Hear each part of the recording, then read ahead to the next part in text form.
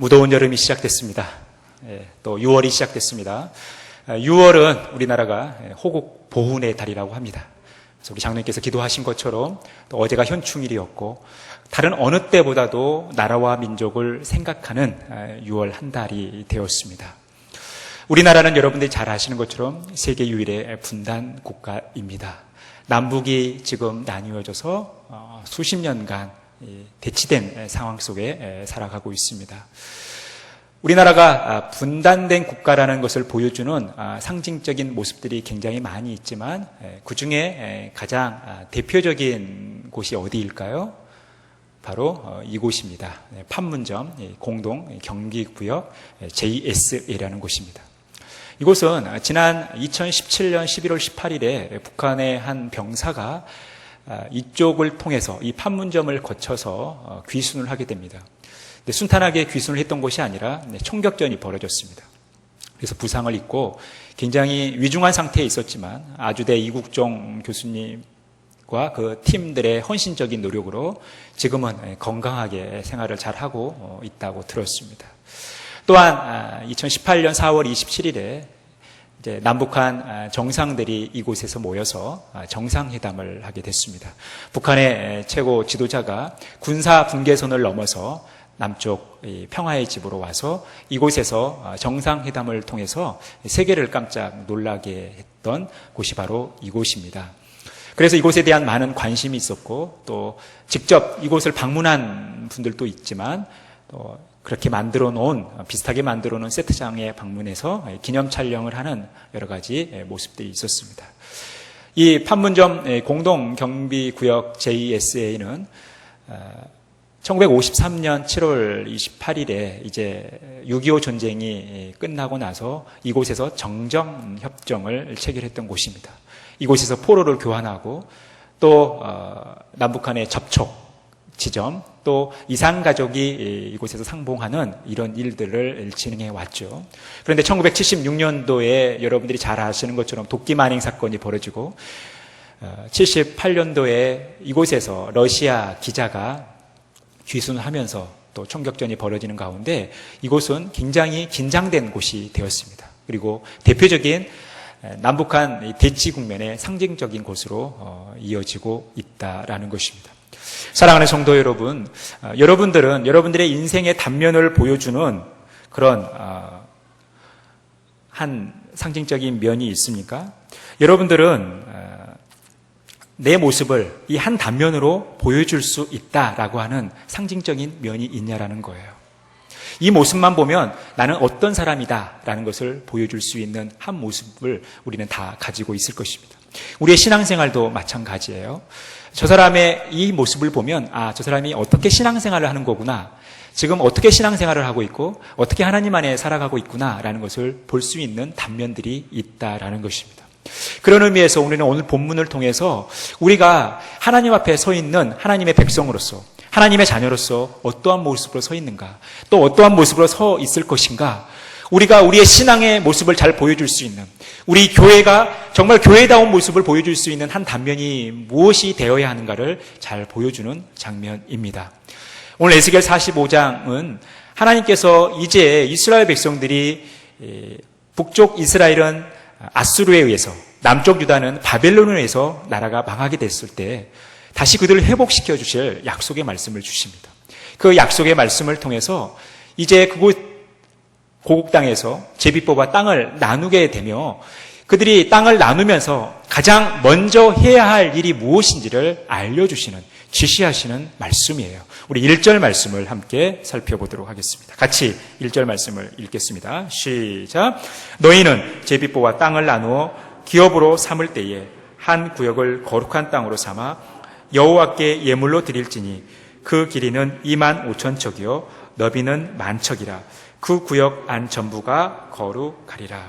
하나님은 이스라엘 백성들에게 가나안 땅에 다시 들어가게 되면 너희들이 다시 회복되어졌을 때 너희들이 땅을 다시 차지하게 될 텐데 제비 뽑아 그 땅을 나눌 텐데 제일 먼저 해야 할 것은 한 땅, 그 거룩한 땅을 삼으라는 것입니다. 그 거룩한 땅을 삼아 하나님께 드리라라는 것이죠. 그러면서 그 세부적인 묘사를 해주고 있어요. 바로 2절에서 3절 말씀입니다. 우리 같이 한 목소리로 읽겠습니다. 시작.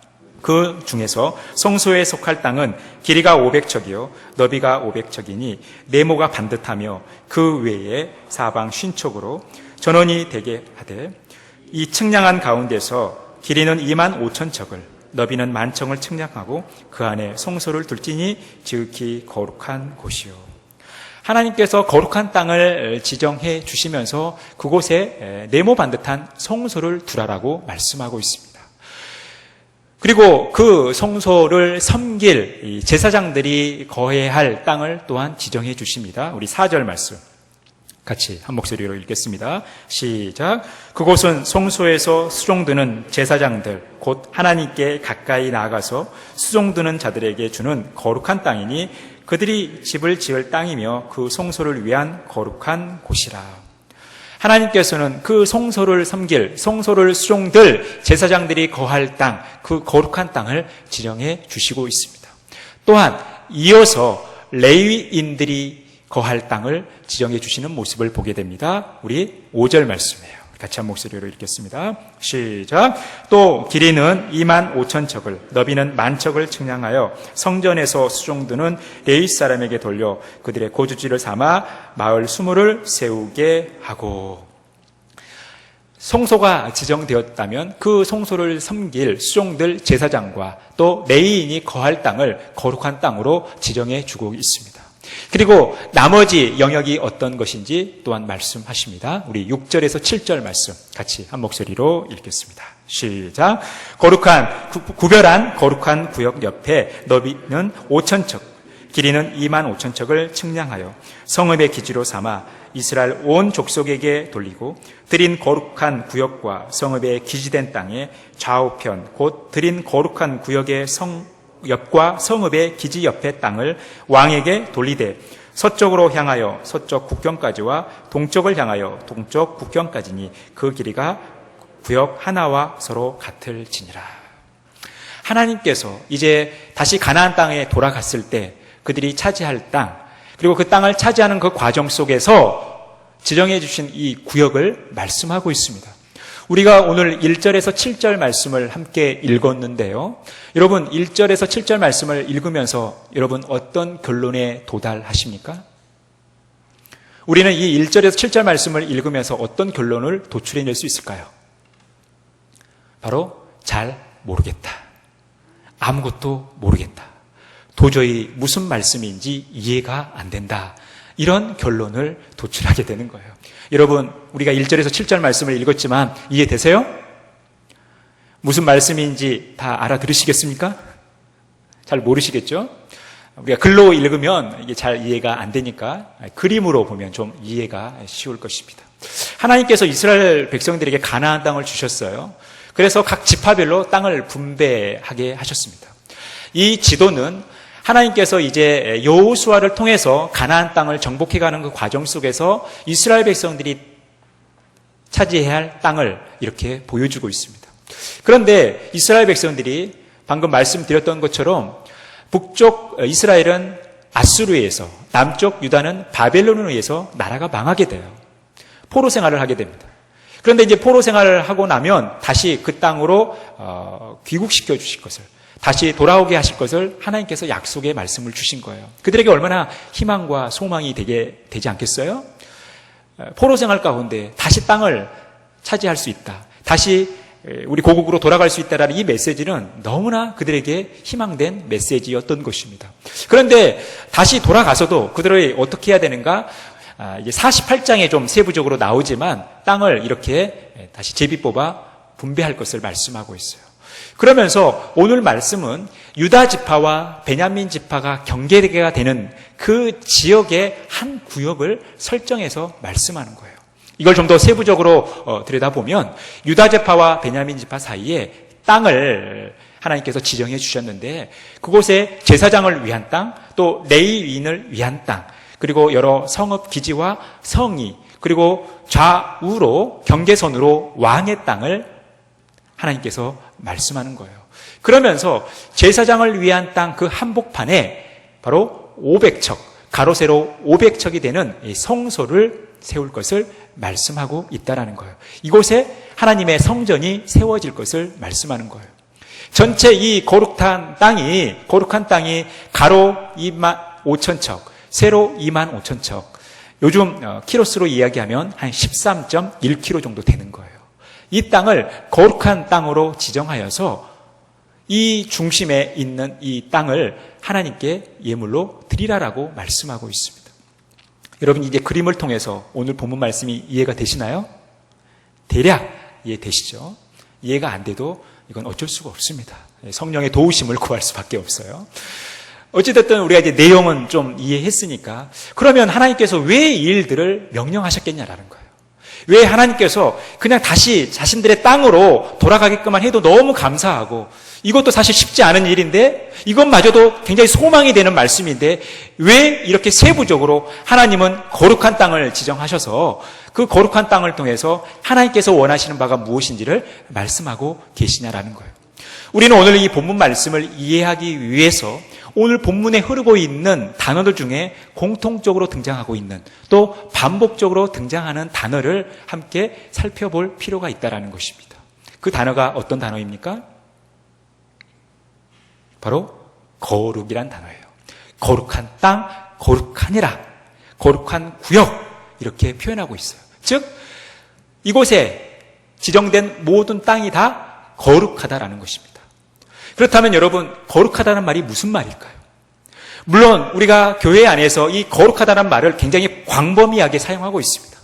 구별이라는 의미로서, 혹은 성결이라는 의미로서, 또 하나님의 성품이라는 의미로서 굉장히 광범위하게 사용하고 있는데, 오늘 저는 여러분과 함께 이 오늘 본문 말씀을 통해서 거룩하다라는 의미가 주는 두 가지 의미를 함께 살펴보도록 하겠습니다.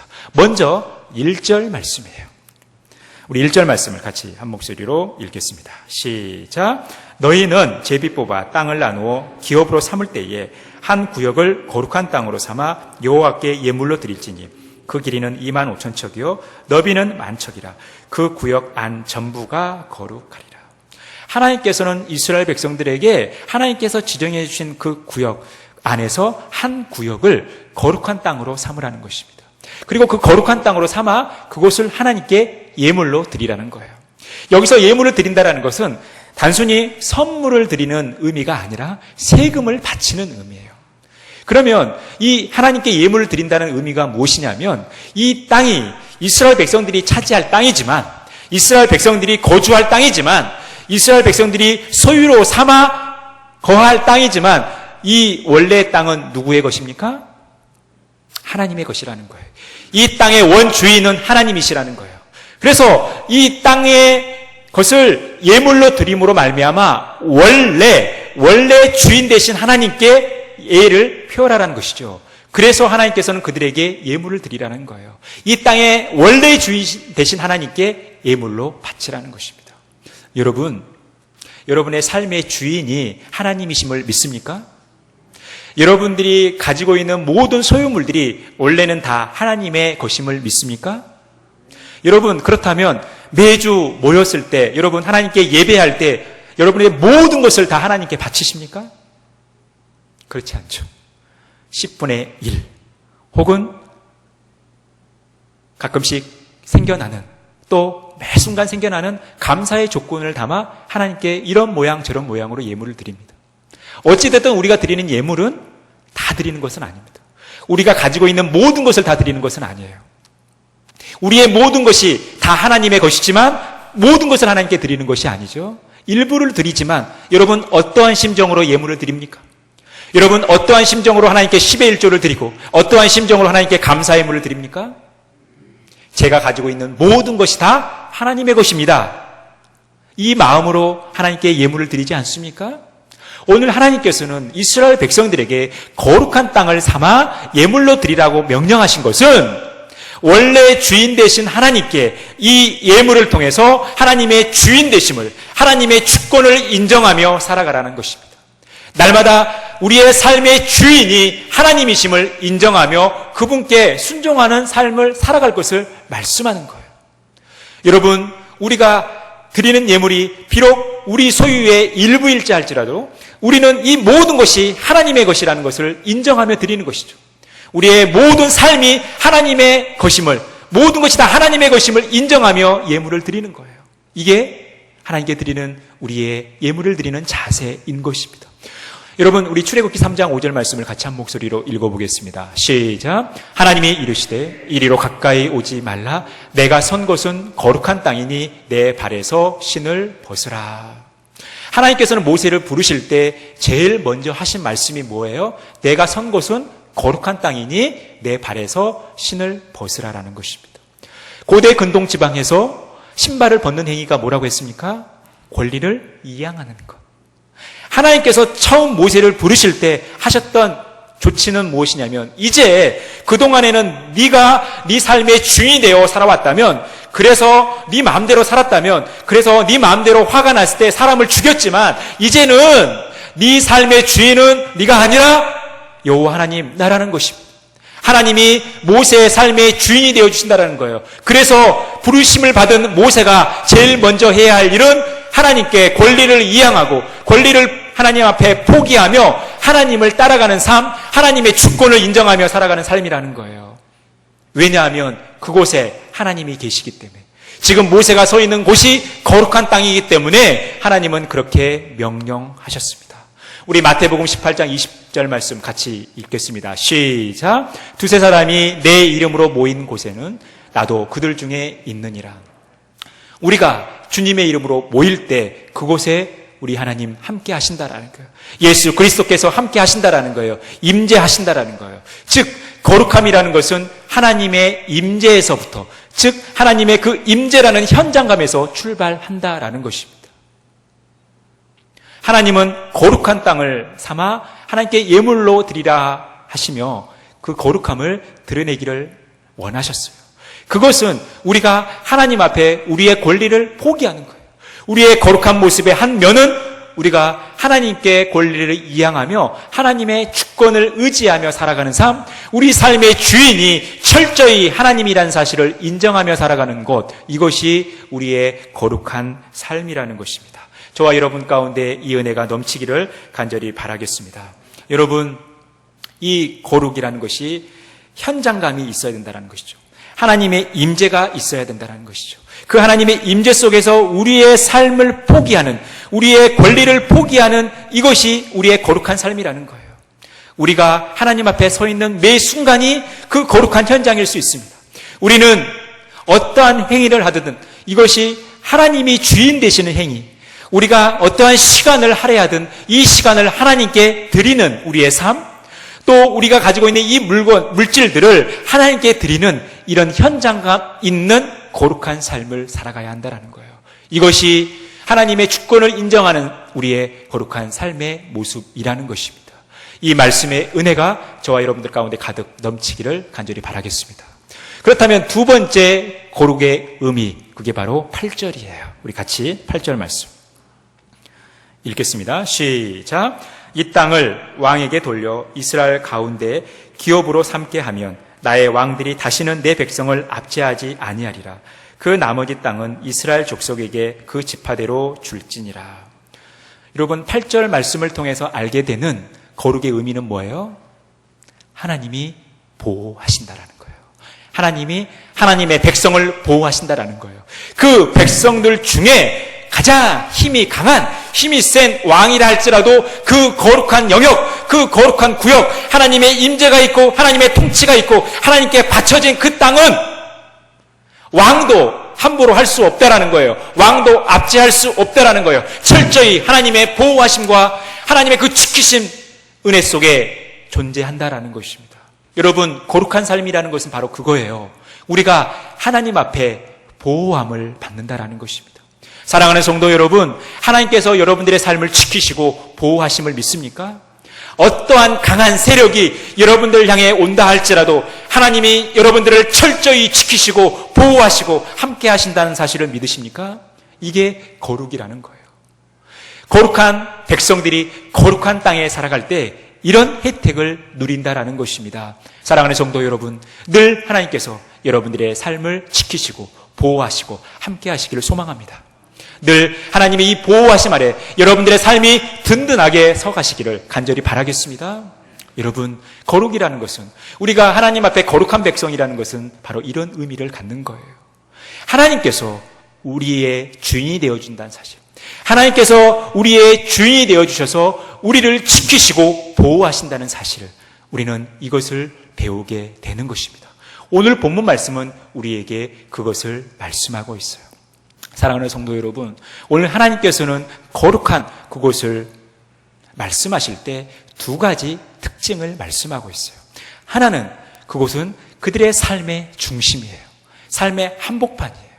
우리가 하나님께 뭔가를 드린다고 할 때, 우리가 하나님께 무엇인가를 바친다고 할 때, 하나님께 우리의 삶의 주권을 인정한다고 할 땐 우리와 동떨어진 어떠한 것이 아니라 우리의 삶의 중심, 그곳에 하나님께서 임재하셔서 우리와 교제하기를 원하시고, 우리를 다스려 주시기를 원하시고, 우리를 보호하시기를 원하신다는 거예요.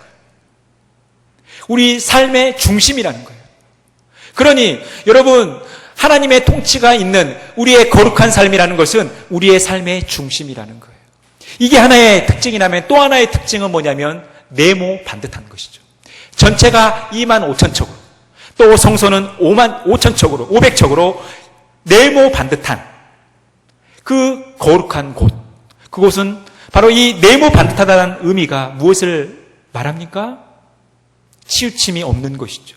흔들림이 없는 것이죠. 요동이 없는 것이죠. 질서가 있는 것이죠. 안전하다는 것입니다. 견고하다는 것입니다. 하나님이 함께 하시는, 하나님이 지키시는, 하나님이 보호하시는, 또 우리가 그렇게 거해야 할 이 거룩한 땅은 어떠한 흔들림에도 요동함이 없는 안전한 곳, 견고한 곳이라는 것입니다. 이곳에 성전이 세워져요. 그리고 이곳에 이제 나중에 교회가 세워집니다. 어떠한 사단의 권세에도 흔들리지 않는 견고한 교회, 하나님의 나라가 세워지는 것입니다.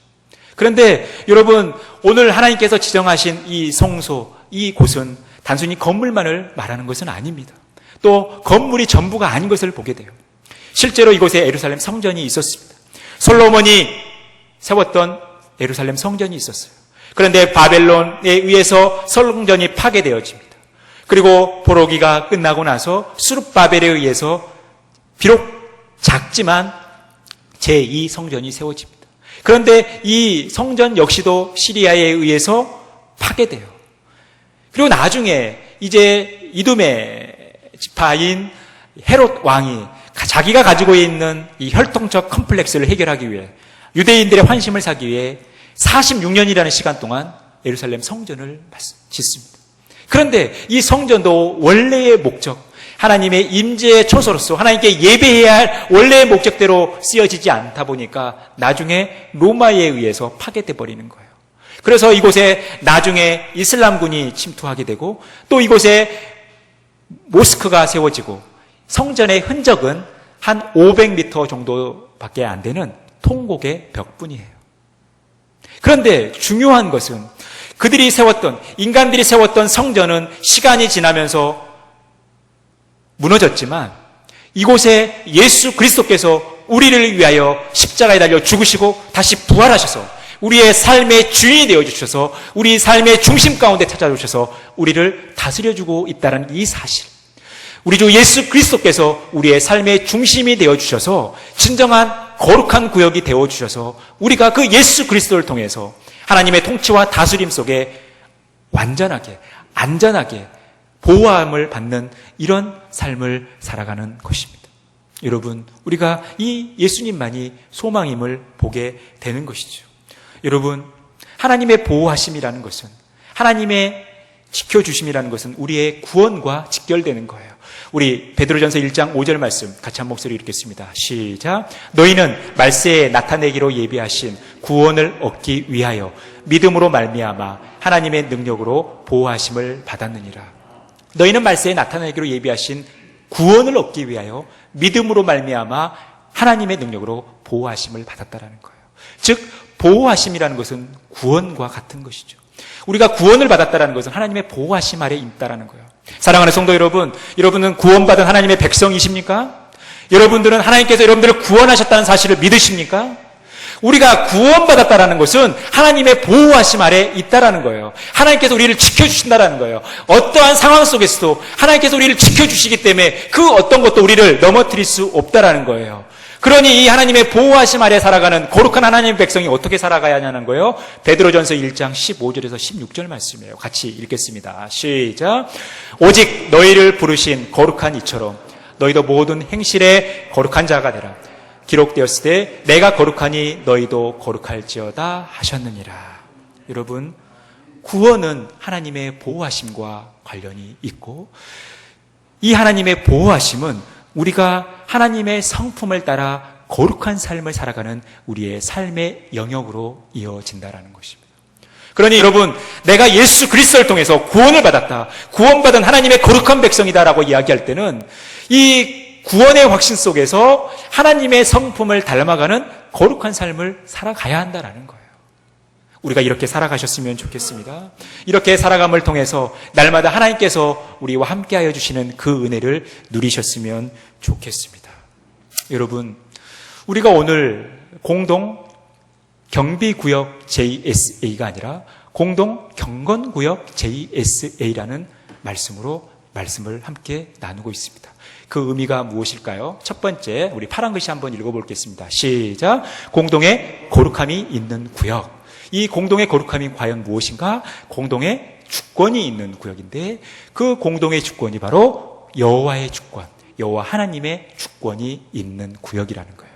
여러분, 우리의 삶이 이런 공동 경건구역 JSA가 있어야 한다는 거예요. 하나님의 통치와 다스림이 있는 공동 경건구역 JSA가 있어야 된다는 거예요. 이것은 우리가 포기해서도 안 되고 우리가 양보해서도 안 되고 우리가 우리의 삶의 우선순위로 두어야 될 가장 먼저 해야 할 구역 또 우선순위라는 것입니다. 이 은혜가 저와 여러분들 가운데 가득 넘치기를 간절히 바랍니다. 바라온 것은 우리 엘베델 교회가 이 지역 사당동 혹은 방배동 멀리는 의천 의왕, 안양, 과천, 부천에 이르기까지 이 지역의 공동 경건구역이 되었으면 좋겠습니다.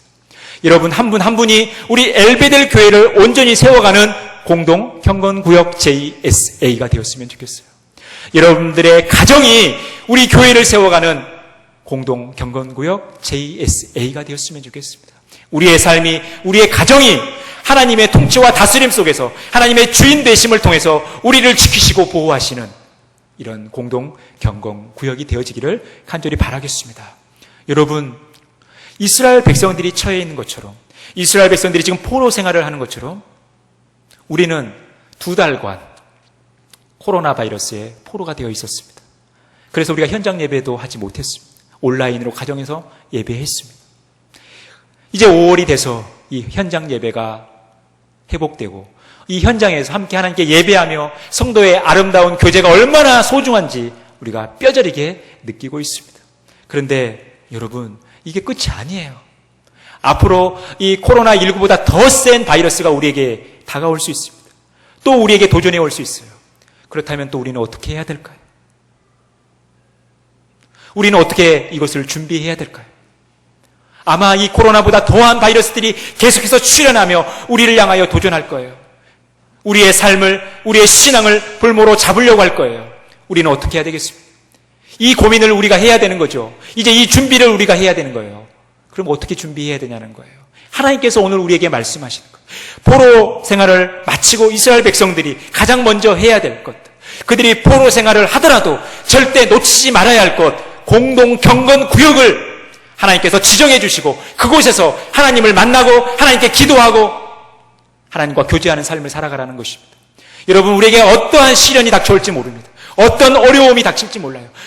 우리가 신앙생활을 하는데 방해받는 많은 외부의 상황들이 우리에게 달려올 수 있습니다. 그때 우리는 어떻게 해야 될까요? 우리의 삶의 중심에, 우리의 삶의 한복판에 우리 하나님께서 말씀하시는 것처럼 공동 경건구역 JSA, 하나님의 통치와 다스림이 있는, 하나님의 주권이 있는 이 구역을 우리가 포기해서는 안 된다는 거예요. 여기에서 우리는 하나님을 만나야 되는 것입니다. 각자 이 공동 경건구역 JSA를 지정해 가셔야 돼요. 여러분들의 가정 예배가, 또 여러분들의 새벽 기도회가, 또 아침에 새벽에 일어나셔서 30분, 1시간 기도하는 그 순간이, 또 저녁에 잠을 주무시기 전에 30분, 1시간 기도하는 그 순간이, 또 하루 중에 여러분들이 한 시간을 정해서 하나님께 나와 기도하는 그 시간, 그 순간이 우리의 공동 경건구역, 우리의 삶을 지킬 수 있는, 어떠한 외부의 세력으로부터 우리를 보호할 수 있는 공동 경건구역 JSA가 될 수 있다는 거예요. 그 안에 저와 여러분이 살아가셨으면 좋겠습니다.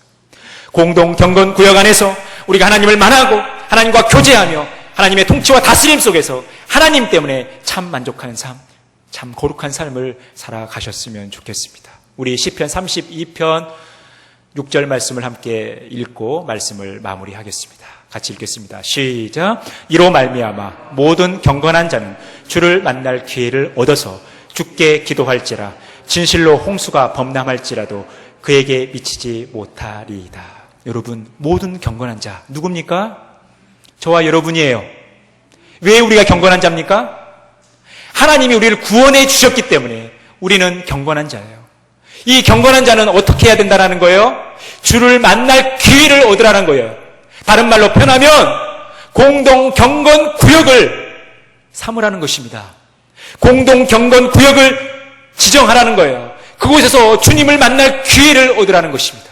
그리고 주님께 기도하라는 거예요. 그럴 때 어떤 일이 벌어진다는 거예요? 홍수가 범람할지라도 그에게 미치지 못한다는 거예요. 어떠한 외부 악한 세력이, 위험한 세력이 우리에게 다가온다 할지라도 하나님께서 우리를 지켜주심으로 말미암아 그 영향이 우리에게 미치지 못한다는 거예요. 이것이 거룩한 하나님의 백성, 저와 여러분이 누리는 혜택입니다. 그 시작이 어디라는 거예요? 우리 안에 공동 경건 구역이 있는가 없는가. 여러분, 이 삶 속에서 날마다 승리하셨으면 좋겠습니다.